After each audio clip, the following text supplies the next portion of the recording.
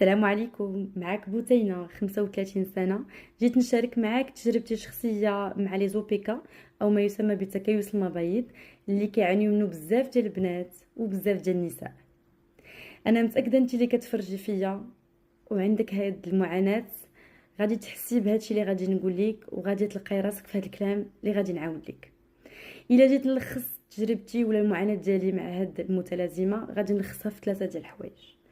اول حاجه لو ديفي اللي كان كنعاني منه هو الوزن الزائد. من نهار بلغت الوزن ديالي ما بقاش بغا يحبس، بديت كنحس براسي غير كنشم ريحه الماكله كنغلاض وكنضعف بواحد الصعوبه ما يمكنكمش تصوروها. جربت بزاف ديال الريجيمات، بزاف ديال لي صال، بزاف ديال لي ماساج، كنت كنطيح ولكن كنت كنرجع بزاف. هذيك الساعات ما كنتش كنفهم ان هذاك الريجيم القاسي اللي كنت كندير كان كيطيح لي من العضلات، كيطيح لي من صحتي. ومنين كنرجع الماكله ديالي العاديه كنرجع من الدهون اللي كتكون صعيبه انها طيح واللي كتسبب التهابات في الجسم ديالي.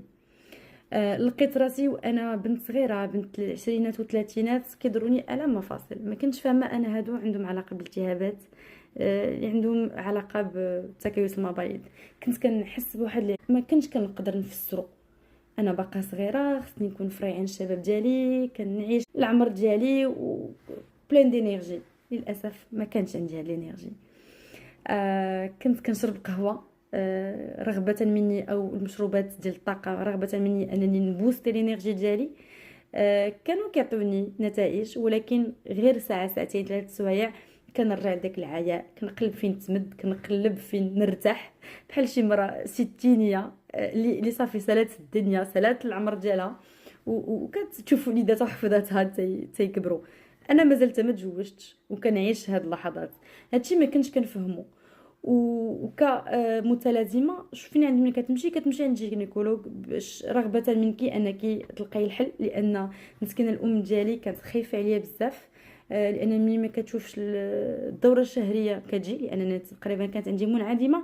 اول خوف كينتابها وانا كنحس به المشكل ديال الانجاب.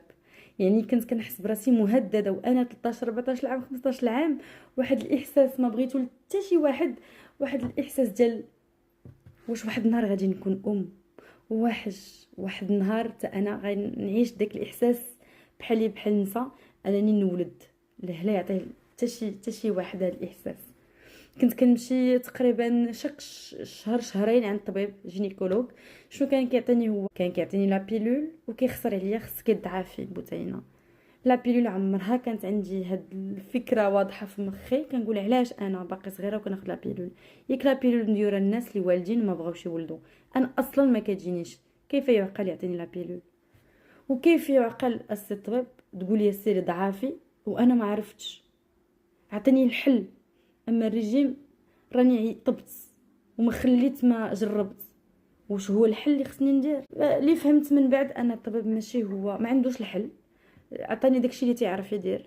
ما عمر شي طبيب قال لي مقاومه الانسولين اللي كتعاني منها هي سبب تكيس المبايض، والا عالجتي مقاومه الانسولين غتقاد لك الدوره الشهريه وهاد الاعراض كامله.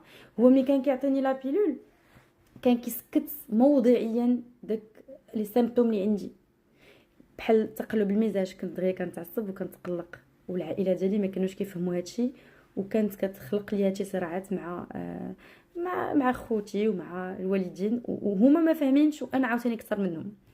كان دغيا المزاج ديالي كيتقلب، انا ضحكه، انا معصبه، انا تقلبات مزاجيه ما كانتش مفسره. تقدر تقول هادشي لادوليسونس.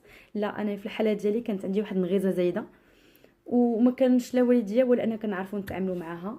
كانت كذلك الشعر الزائد في اماكن غير مرغوب فيها، الكحوله في واحد البلايص اللي انا باقا صغيره وكنشوفها كحله ما تنفهمش علاش، وانا زعما كنحاول نتهلا في راسي كالبنيتات، ولكن هذاك الشيء ما غير ما كيزيد كيتغلق. كان كذلك الحبوب في الوجه ديالي كنخليو ما نديرو لهم، ما كانوش كيتحيدوا. وهادشي كيسبب ازمه لا الوالدين اللي مساكن ما تيخليو ما يديروا باش يعاونوك، ولا لك انت اللي كتشوفي راسك الثقه ديالك كتكون في الحضيض. انا بديت معكم من ايامات المراهقه وخلاص كتكون لونفي سكري بزاف. اللي بقات مستمره معايا منذ المراهقه وانا تنكبر.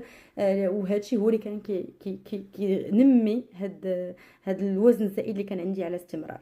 دونك بالنسبه للوزن الزائد ما خليت ما جربت، كنت كنحاول نتبع نصائح ديال الطبيب ديالي سيري ضعافي.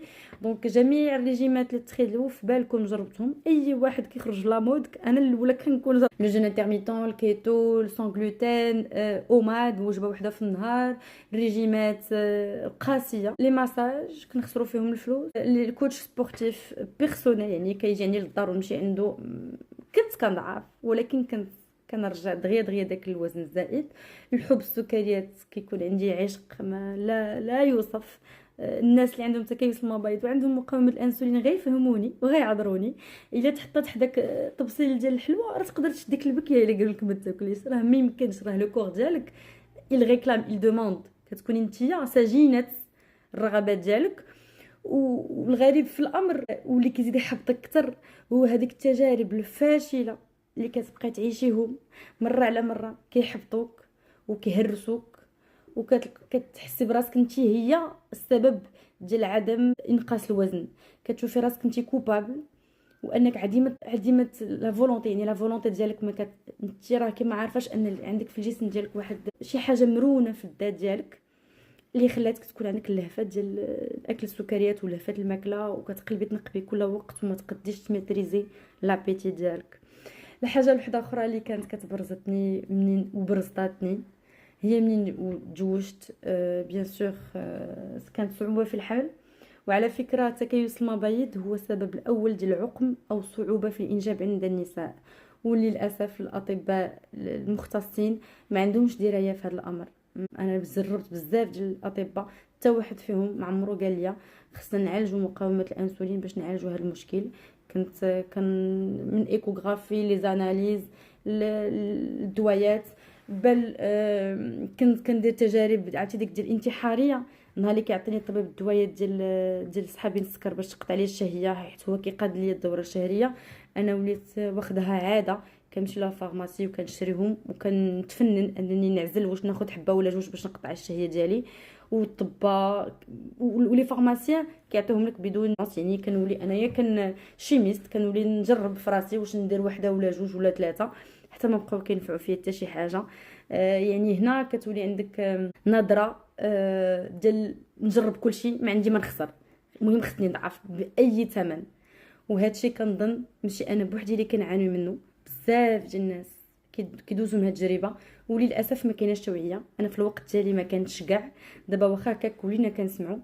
واللي كان كيخلعني بزاف هو الاضرار اللي على مدى الطويل على ديال تكيس المبايض. يقدر يجيك مينوبوز بريكوس في الثلاثينات، احنا في غنى عن ذلك، يجيك الله يحفظ بطانه الرحم، يقدر يجيك الضغط الكوليسترول السكر. انا هادشي كنت كنعيش في الرعب، في الرعب انني نطيح في هادشي. كنقول ما يمكنش نتسنى القدر ديالي يوقع، ما يمكنش نبقى مربعه رجلي ونتسنى هاد الامراض كلها تجيني وانا ما عنديش في العائله ديالي، ويكون الجسم ديالي هو اللي كينتج لي هاد الامراض حيت انا عندي مقاومه الانسولين. كنت كنرفض هاد الفكره، داكشي علاش كنت كنقل دائما على حل طبيعي اللي يكون سهل في الاستعمال ويكون كنستعملوه بطريقه سهله اللي يدخل في لو مود دو في ديالي عادي بلا ما يضرني لا كبده ولا كلوه ولا حتى شي حاجه.